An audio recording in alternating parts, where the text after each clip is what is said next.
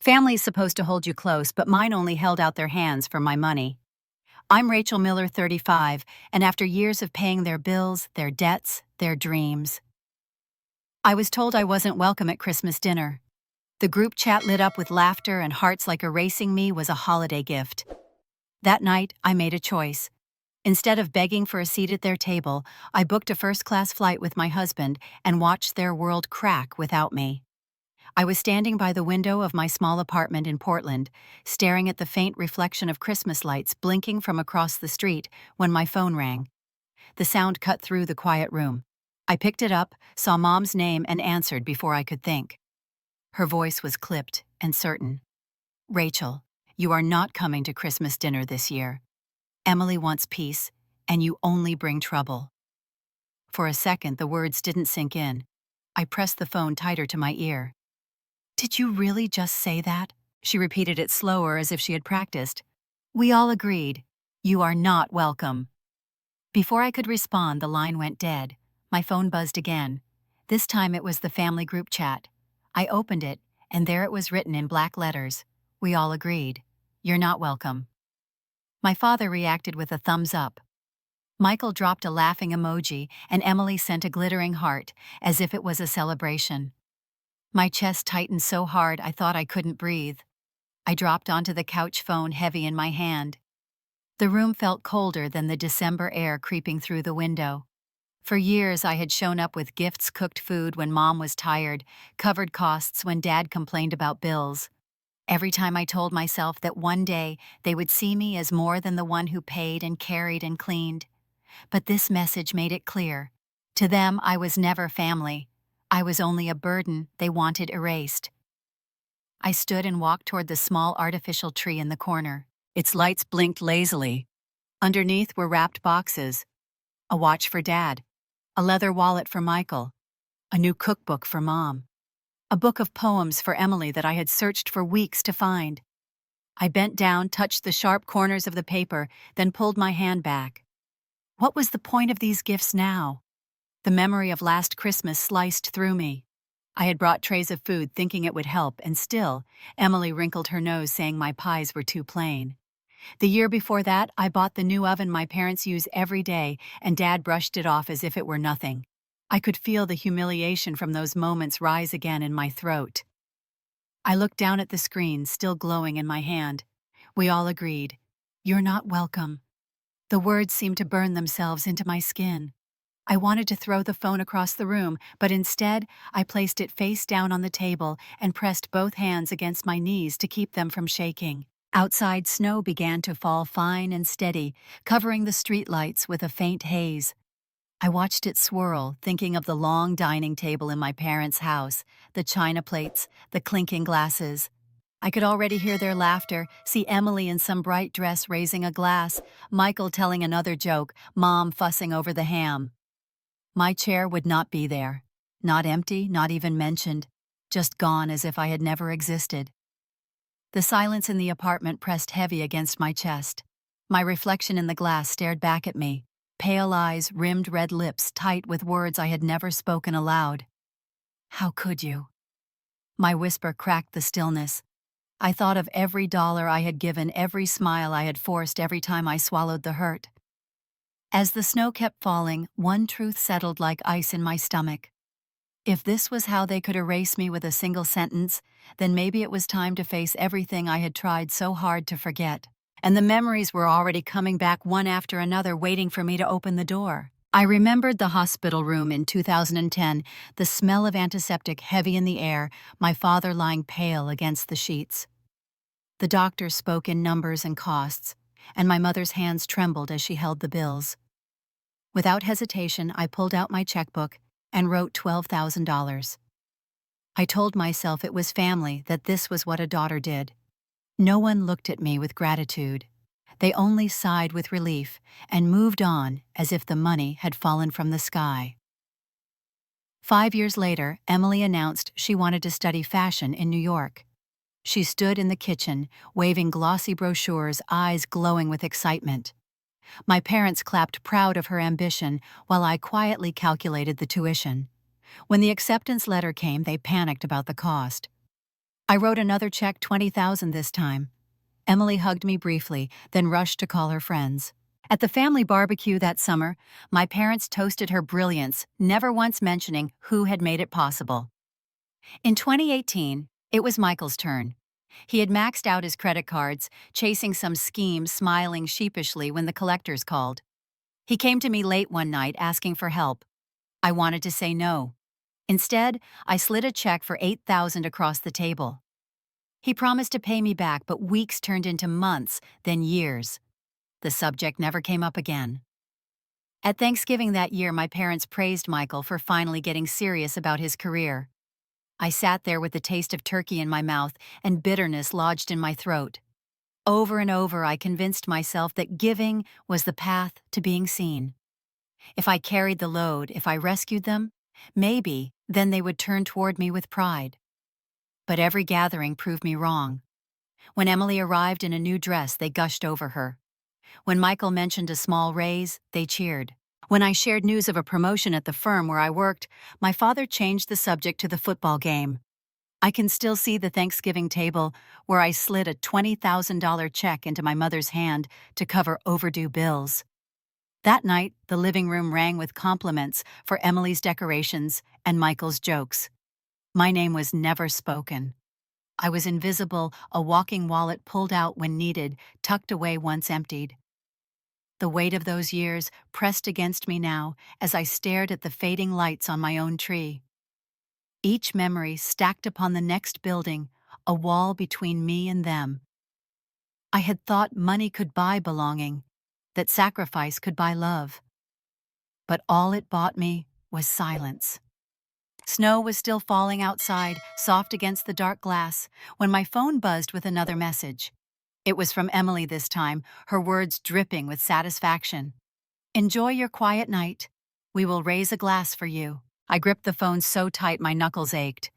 The humiliation burned as hot as any flame. I set the phone down and pressed my palms against my face, forcing myself to breathe. If they could erase me after everything I had done, then maybe the years of sacrifice had been nothing but fuel for their comfort. I could not stop thinking about how often David had warned me that one day they would push too far. He was right. And as I sat there in the glow of my small apartment, another memory surfaced, one that involved David himself, a moment when my family's disdain had cut deeper than I admitted. It was the kind of wound that never fully closed, and it was about to shape the choice I would soon make. I remembered the Christmas gathering the year before, the smell of roasted ham filling my parents' house, garlands draped across the banister, the chatter of cousins echoing through the rooms. David had been standing beside me in a plain gray sweater, his hand gently pressed against my back as he tried to make conversation with my uncle. My mother's voice cut through the laughter like a knife. "At least Emily will marry someone who knows how to carry himself." Her eyes slid over David, as if he were invisible, her lips curling into a polite smile that felt more like a sneer. David did not answer.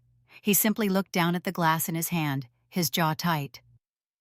I touched his arm, but the damage was done.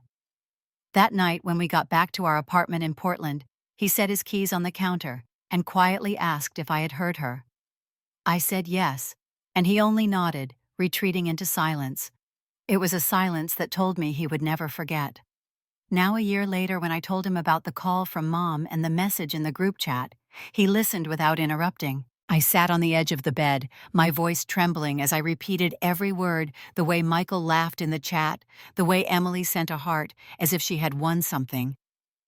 David stood at the window, his shoulders tense, then turned and walked to me. He knelt down so we were eye to eye and took my hands. "Rachel," he said softly, "you have given them everything, and they still treat you like this. How much longer will you let them decide your worth?" I shook my head, tears pressing at the corners of my eyes. "They are my family." He held my gaze, his voice firm now. "Family does not erase you. Family does not humiliate the person you love." He let out a slow breath and then asked the question that broke something open inside me. "Do you want to sit here crying while they toast each other? Or do you want to raise a glass of champagne with me on a beach in the Maldives?" His words pulled me upright. I stared at him, unsure if he was serious. He smiled just enough for me to know he was. "Rachel," he whispered, "choose them, or choose us." I could not speak for a long time. My chest rose and fell as if I had run a mile. The truth pressed heavy in me. For years I had chosen them, chosen to be the dependable one, the one who filled in every gap. But where had it left me? Alone in an apartment, erased with a single message. David squeezed my hand, waiting for my answer. I leaned against him, my face against his shoulder, and let the silence stretch. My mind replayed every sacrifice, every time I had paid for something they could not, every time I had swallowed my pride. And then I pictured the beach, the ocean stretching wide, the sound of waves instead of my mother's sharp words. I lifted my head, met his eyes, and nodded once. His relief was visible, his shoulders dropping as he pulled me into his arms. "We will book it tomorrow," he said. I let out a shaky laugh, still not sure if I was ready, but knowing I had to be. The thought of my family sitting around that long dining table without me still stung, but the idea of sitting here alone hurt even more. As I lay down that night, David's arm around me, I realized the decision was not just about a trip. It was about choosing the life I wanted to live and the people I wanted beside me. And deep inside, I knew the next step would be harder than booking a flight. It would mean cutting the ties that had bound me for decades, ties I had been too afraid to break. The morning after our conversation, I woke with a strange mix of heaviness and clarity. The gray Portland sky pressed against the window, and for a brief moment, I hoped to see my mother's name flash on my phone, calling to take it all back.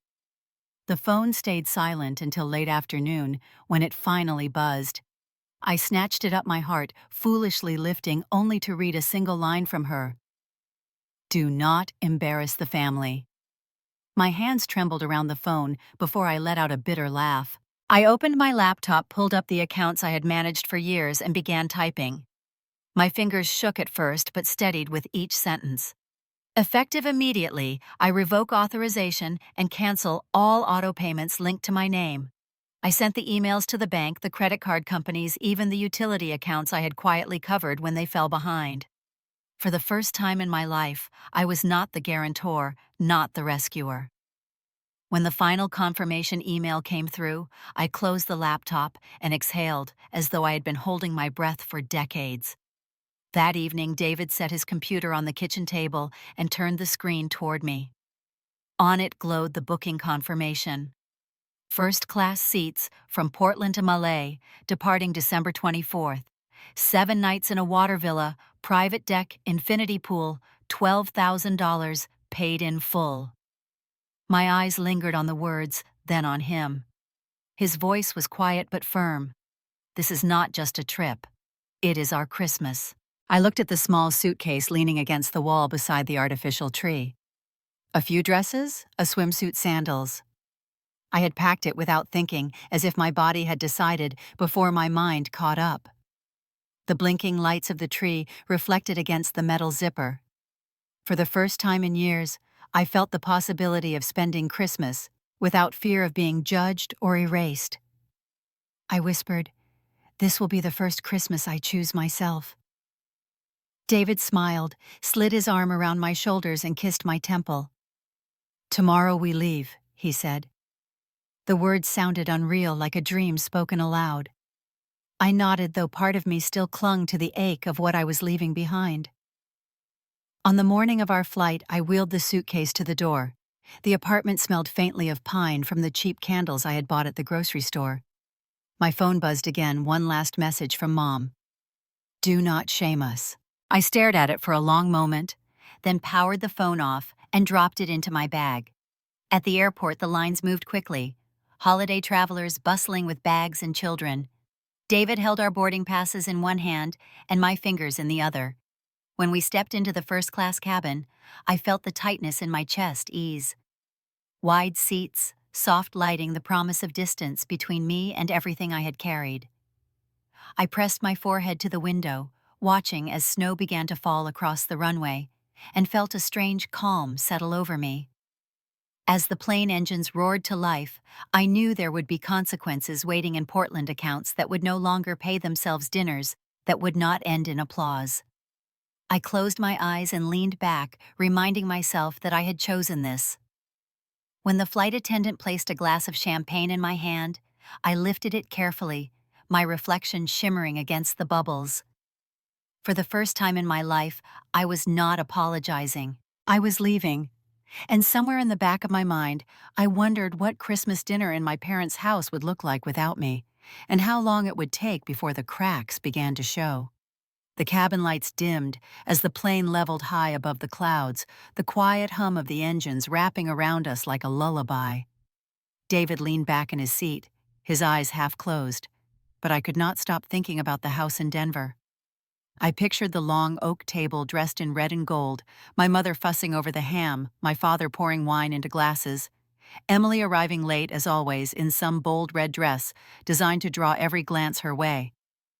The air there would be filled with laughter, with toasts, with the kind of cheer that always seemed to exist only when I was invisible. I lifted the glass of champagne the attendant had placed before me, watched the bubbles climb and break against the rim. The taste was sharp and sweet, nothing like the cheap sparkling cider my parents used to serve. I pulled out my phone, snapped a photo of my legs stretched comfortably across the wide seat, the champagne glass balanced in my hand, the caption typed almost without thought. "Merry Christmas, from 30,000 feet." I pressed send, and the image flew into the family group chat, like a flare in the night. For a while, there was silence. I tucked the phone away, telling myself I did not care if they ignored it. Then the vibration came. Michael's message blinked across the screen. "Where is Rachel?" My breath caught. He knew very well where I was. Mom answered first, brushing the question aside with a simple, "She is doing her own thing." Emily chimed in minutes later, her words cutting through the still air. "She never knew how to carry herself anyway." I stared at the line, felt the familiar sting, then closed the chat and leaned back into my seat. David opened his eyes, sensing my shift in mood. "What did they say?" I shook my head and forced a small smile. "Nothing that matters." He reached for my hand, his thumb brushing across my knuckles. "Let it go, Rachel. They have already shown you who they are." I wanted to believe him. I wanted the picture I sent to speak louder than anything they could write. Outside the window, the night sky stretched endless and dark, dotted with stars. Somewhere far below, families were sitting down to dinner, and I was gliding past them all, leaving behind the table that had never welcomed me. My phone buzzed again. This time it was a cousin, a simple message with a wink. "Nice seat. Enjoy it." A rush of warmth spread through me. Not everyone was blind. Someone had noticed. I closed my eyes and let the hum of the engines fill the silence. For the first time in years, I felt free, untethered from the endless cycle of giving and being erased. Yet even in that freedom, a thought curled inside me, a quiet anticipation of what would happen next. The photo had landed, the silence had cracked, and I knew the ripple would reach farther than a simple message on a phone screen. The plane touched down just as the sun was rising, casting gold across the turquoise water that stretched endlessly beyond the runway. When we stepped off the small transfer boat and onto the wooden dock, the heat wrapped around me warm and heavy, carrying the scent of salt and flowers. The villa waited at the end of a long path above the sea, its glass doors open to a wide deck where the waves lapped below. I stood there, stunned, listening to the hush of the ocean and the call of seabirds, as if the whole island had been waiting for us. Inside, the space glowed with polished wood and white linens. A private pool spilled into the horizon, and a ladder led straight into the water. I touched the railing with my hand and whispered without meaning to, "I never thought I would see a place like this." David slipped his arm around my waist and kissed my hair. "You deserve more than this, Rachel." His words carried no pity, only certainty, and I believed him for the first time. That night he led me down to the beach, where a table for two was set on the sand lit by lanterns, swaying gently in the breeze. The ocean shimmered in the moonlight. He poured wine into my glass, and then took my hand across the table. His voice was low, almost lost to the sound of the waves. "I chose us a long time ago. Now it is your turn to choose yourself. I stared at the flickering flame between us, remembering nights in Denver, when my name was left unspoken, when my sacrifices were swallowed by silence. I thought of birthdays, spent alone, promotions, ignored the check I had written, while everyone praised Emily's decorations. All the wounds I had buried rose up with the sound of the surf. For a moment I could not breathe. Then I lifted my eyes to his and felt something break open. The weight I had carried for decades slipped from my shoulders. I nodded slowly, tears catching in the corners of my eyes. For once, I was not agreeing to give or to yield. I was agreeing to myself. David squeezed my hand and smiled, and the world around me shifted.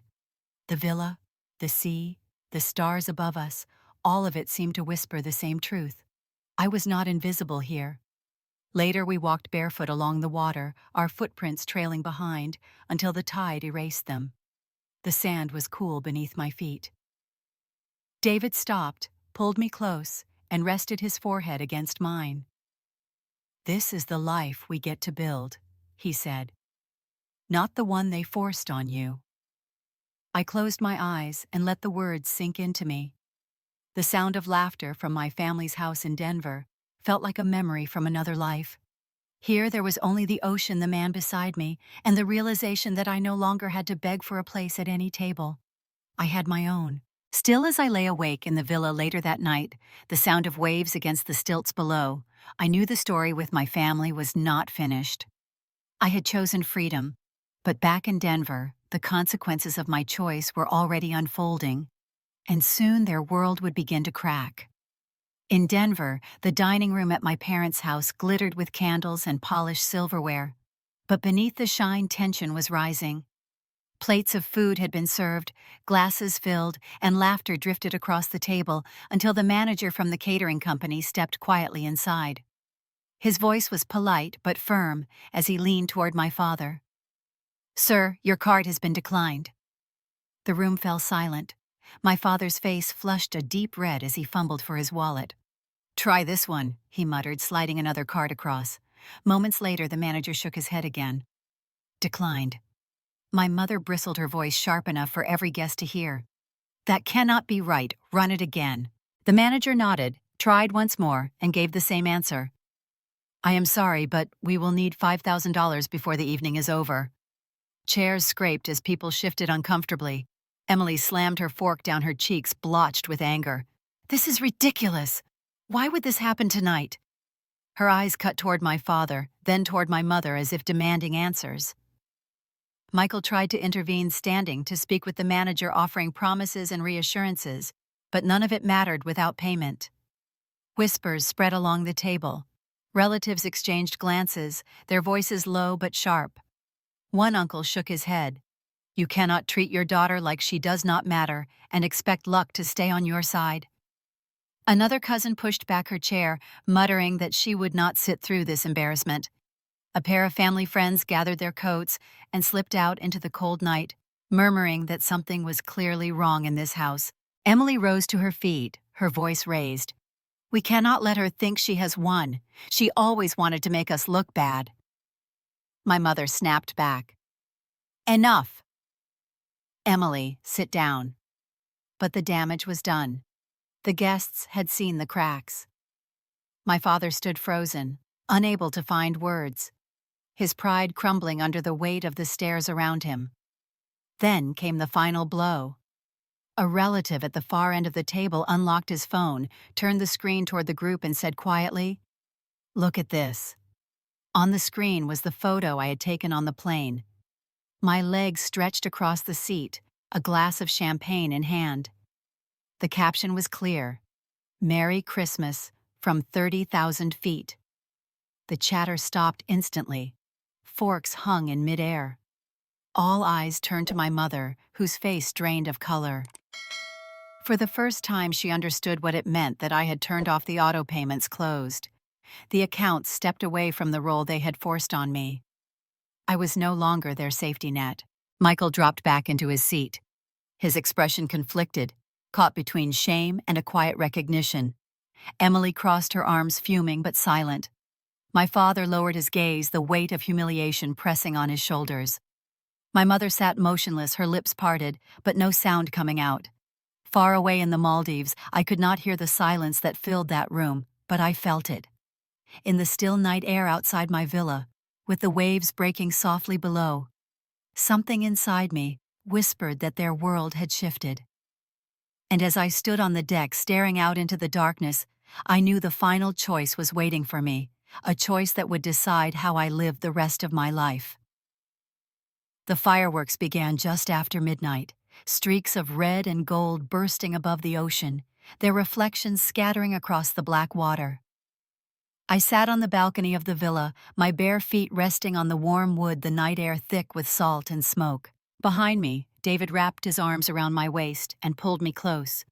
His breath brushed against my ear as he whispered that I had a family of my own now. The words settled deep in me. For so many years, I had chased a seat at a table where I was never welcome, where my name was swallowed by silence. Now, under the glow of distant fire, I felt no hunger for that seat. I leaned back against David and let the ache drain away. The anger that had once burned in me was gone. What remained was something steadier, a quiet certainty that I no longer needed them to tell me who I was. I thought of my mother's face when that photo of me reached the table in Denver, her shock as she realized I had stepped away from being their safety net. I imagined my father fumbling with his wallet, Michael shrinking into his chair, Emily's pride collapsing into fury. They would have to sit with the truth that the daughter they dismissed was the one who kept them afloat. I did not need to see it to know. David pressed a kiss to my shoulder and asked if I was happy. I turned my head and looked at him, his face lit by the flare of the fireworks, and I answered without hesitation. Yes, I am. For the first time, I was not pretending. The waves crashed against the stilts of the villa, carrying the sound into the night. I let my mind wander through the years, the hospital bills, the tuition checks, the unpaid debts.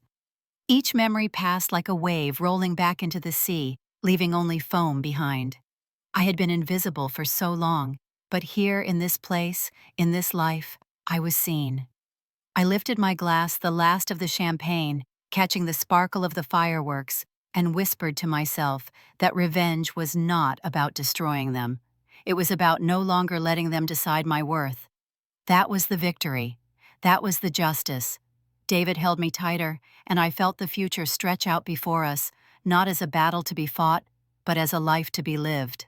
The villa around us was quiet, the island sleeping, yet I felt awake in a way I never had before.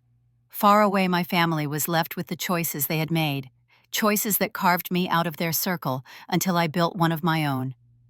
And as the last firework faded into smoke, I smiled, knowing that sometimes the most powerful revenge is to live beautifully, leaving those who rejected you to face the silence they created.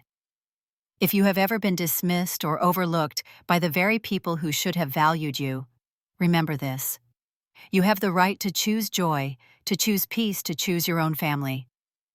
Tell me, have you ever had to stand up for your worth against your own family? And what choice did you make?